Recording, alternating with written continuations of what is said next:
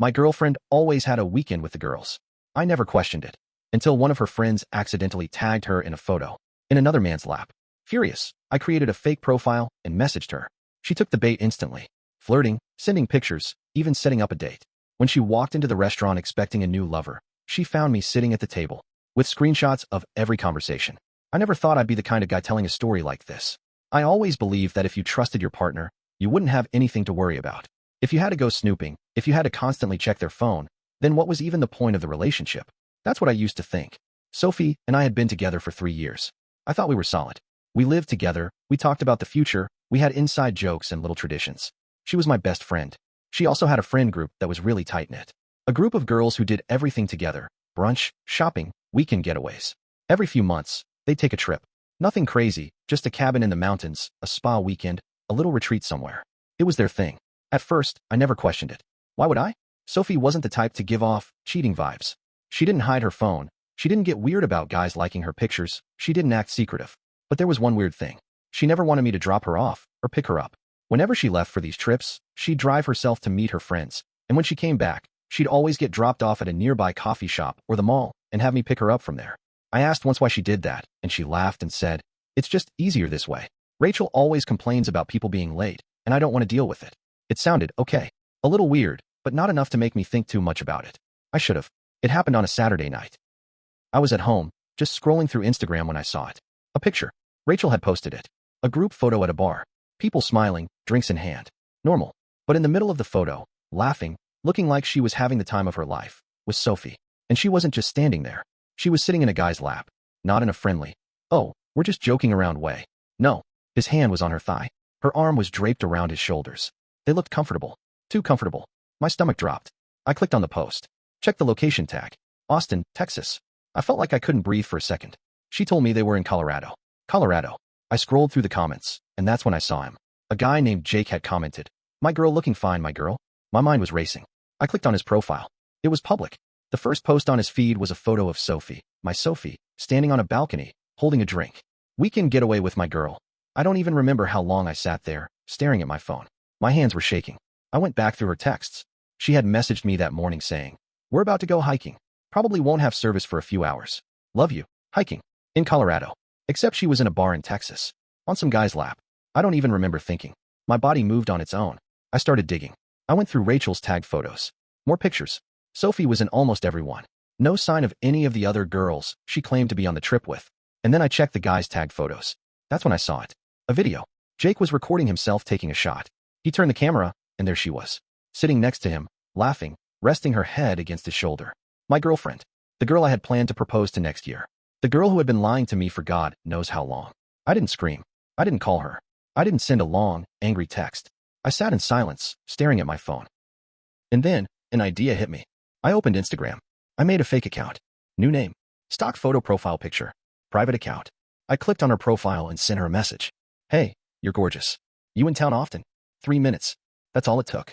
She replied, "Hey, I live here. What about you?" She had no idea she was talking to me. I wanted to throw my phone across the room, but I kept my cool. I flirted. She flirted back. I asked if she was single. She said yes. Yes. I almost lost it right there. But I kept going. She asked me for a picture. I found a random photo of a guy on Google and sent it. She said I was cute. Then she sent a picture of herself.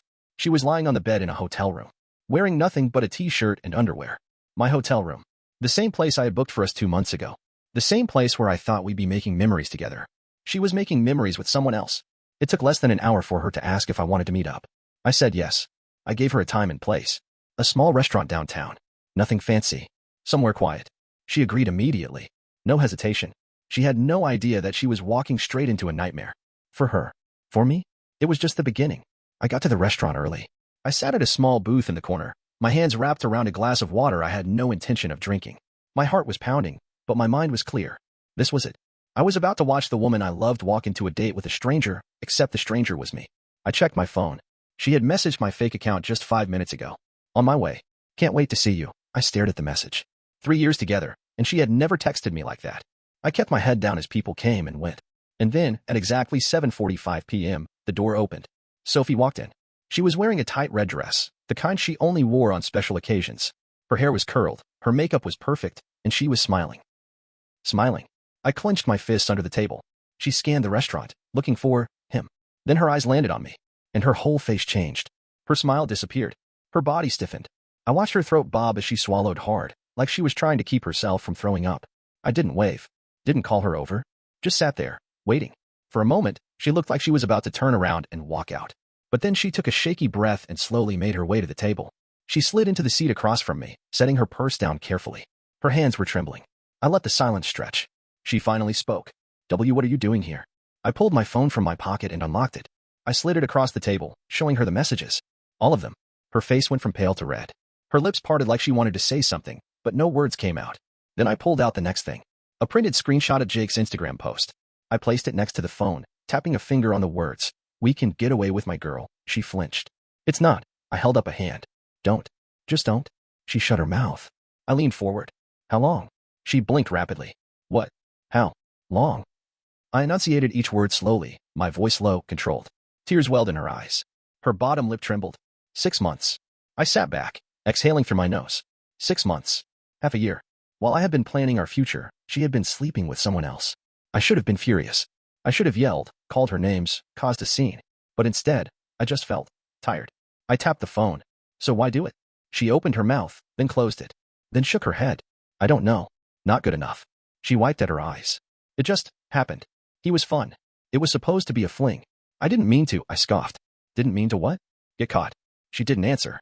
The restaurant suddenly felt too small, too hot. I needed air. I needed to get out of there. But just as I was about to stand up, her phone buzzed. It was sitting on the table, next to her purse. And I saw the name. Jake. I laughed. I couldn't help it. She was still talking to him, while sitting across from me. She scrambled to grab the phone, flipping it over. Too late. Something inside me snapped. Call him. Her head shot up. What? Call him. I leaned forward, my voice sharp. Put him on speaker. She shook her head quickly. No, I do it, or I will. I pulled out my own phone, already scrolling to his Instagram. I'll message him right now.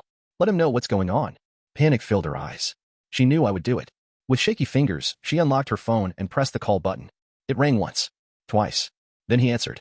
Hey, babe. My stomach turned. She didn't say anything. Just sat there, frozen. Sophie. He sounded confused now. You okay? I took the phone from her hand and brought it to my ear. Hey, Jake. Silence. Then, who the hell is this? I smiled, but it wasn't a nice smile. This is her boyfriend. You know, the one she's been living with for the past 3 years. Silence again. She looked like she wanted to crawl under the table. I let the silence sit for a second, then finally spoke. So, Jake, want to tell me how long you've been dating my girlfriend? His jaw clenched. He exhaled sharply through his nose. Then, in a cold voice, he said, a year. Everything inside me went still. I turned back to Sophie. Her eyes were huge. Her breath came in short, panicked gasps. A year. She had just told me 6 months.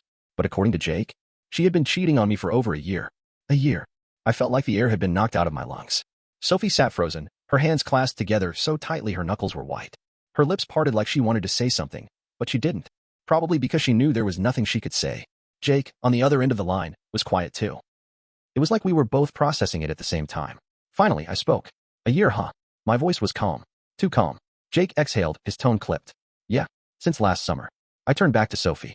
So which one of you is lying? She shook her head quickly. It wasn't. Jake cut her off. She told me she broke up with you last year. That you guys were just living together till the lease was up. I let out a sharp, humorless laugh. That's funny. 'Cause last year, we were celebrating our anniversary in Mexico. Jake's face changed. Wait, what? I reached into my pocket, pulled out my wallet, and grabbed a small photo. I slid it across the table. A picture of Sophie and me on the beach, arms around each other. Smiling. Happy. Dated. July 14th, 2023. Jake's grip on the phone tightened. I could see his chest rising and falling faster. He had believed her. I turned back to Sophie. So which one is it? I tapped the table. Did you cheat on me for 6 months? Or a year? She still didn't answer. That's when Jake spoke again. Wait. I met her family. My stomach dropped. I stared at him through the screen. What? He nodded, his jaw tightening. Yeah, Thanksgiving. She told me she was spending the holiday with friends, but then she brought me home. Introduced me to her parents. Her brothers. Everyone. I felt sick. On Thanksgiving, Sophie had told me she was visiting her parents alone. I had been fine with it, because she said she wanted some one-on-one time with her mom. Instead, she had brought another man. I could barely see straight. She introduced you as what? Jake hesitated, then said, as her boyfriend. I couldn't stop the laugh that escaped me. A short, bitter, disbelieving laugh. Sophie buried her face in her hands. She knew there was no getting out of this. Her entire family knew about him. and no one had told me. I had spent Christmas buying gifts for the same people who had smiled in my face, knowing she was with someone else. Jake's expression darkened. He looked between us, his grip on the phone tightening. "Sophie," he said, his voice sharp. "Tell me the truth right now. Were you still with him the whole time?" She sniffled, tears running down her face. And then, finally, she whispered, "Yes." Jake let out a long breath, then muttered, "Unbelievable." I rubbed my temples, feeling my pulse hammering in my skull. You know what's really funny? I looked at Sophie. She never even so much as hinted that she wanted to break up. Never acted different. If I hadn't seen that damn photo, I probably would have married her. Sophie sobbed harder. But I wasn't done. I leaned forward, locking eyes with her. "So tell me something, Sophie. Who else?" She froze. Jake frowned. "What do you mean?" I turned my head toward him. "I mean, if she had no problem lying to both of us for a whole damn year, what makes you think we're the only ones?" Jake stiffened. His eyebrows pulled together, like the thought had never occurred to him. Then something happened. His face changed. He suddenly looked angry. Not just angry, furious. Oh my God. He ran a hand through his hair. Holy sh*t. I knew something was off. I narrowed my eyes. "What?" He sucked in a breath. "A few months ago, she told me she had a weekend trip with her cousins. But one of my buddies sent me a snap, and she was at a bar. With another guy." My stomach twisted. Jake's hands curled into fists. I confronted her, and she told me it was just an old friend from college. That they ran into each other, had a drink, and that was it. I exhaled. "And you believed her?" His jaw tightened. "Yeah." For a few seconds, we just sat there. Realization creeping in. Jake turned back to the screen, his voice lower now. "Sophie. Who the hell was he?" She shook her head frantically. It wasn't anything, I swear." Neither of us believed her. I leaned back. "So what? You had me at home, playing the loving boyfriend. You had Jake, thinking he was the only one. And then you had who? A third guy on the side, just for fun?" Her shoulders shook, but there were no words left. Because she knew we weren't stupid anymore. Jake inhaled sharply. Then he looked at me. "I need to go." His voice was tight. "I need to get the F***ck out of here." I nodded. "Yeah, me too."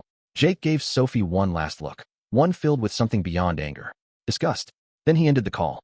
I stared at Sophie, who was shaking like a leaf. And for the first time, I didn't feel angry anymore. I just felt done. But there was still one thing left to do. I picked up my phone, and I texted her mom. I sat there, watching Sophie break apart in front of me. Her face was soaked in tears, her hands trembling as she tried to say something, anything, that could undo what had just happened. But there was nothing left to say. I picked up my phone. My fingers moved on their own. I texted her mom. "Me. Hey, I just thought you should know. Sophie has been cheating on me for over a year. Apparently, she brought another guy to Thanksgiving and introduced him as her boyfriend. Did you know?" I hit send. Sophie's breath hitched. "Oh my God, what did you do?" I kept my eyes on my phone. No response yet, but I knew it was coming. She reached across the table, trying to grab my arm. "Please, don't bring my mom into this. Please." I yanked my arm away. "Why?" "Because you don't want her to know what kind of person you really are." Her entire body was shaking. She opened her mouth, but before she could say another word, her phone started ringing. Her mom. I gestured toward the screen. "Go on. Pick up." She just sat there, frozen. The ringing stopped. A second later, my phone buzzed. "Sophie's mom, call me. Now." I didn't hesitate. I pressed dial. She picked up immediately. "What the hell is going on?" Her voice was sharp. "No nonsense." I exhaled, my voice steady. "I just found out your daughter has been cheating on me for over a year." "The guy she's been seeing, Jake?" "He thought they were exclusive too. She introduced him to you at Thanksgiving." Silence. Then, "Oh my God." And that told me everything. I laughed bitterly. "So you knew?" I thought you two had broken up." "That's what she told us. That you were just living together until the lease was up." She stopped, her breath shaky. "I didn't know about the other guy." I looked at Sophie. She was staring down at the table, eyes red and swollen. I wasn't done. "And Christmas? New Year's? My birthday?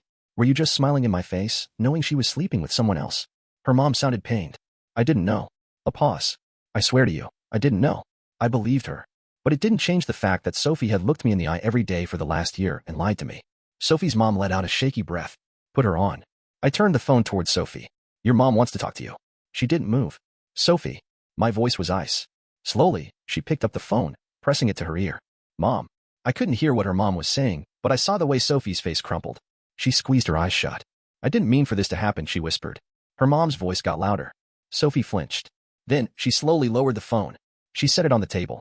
And then, in a voice barely above a whisper, she said, "I ruined everything, didn't I?" I stared at her. Yeah. The restaurant had gone quiet around us. A few people were sneaking glances our way, probably picking up on the tension.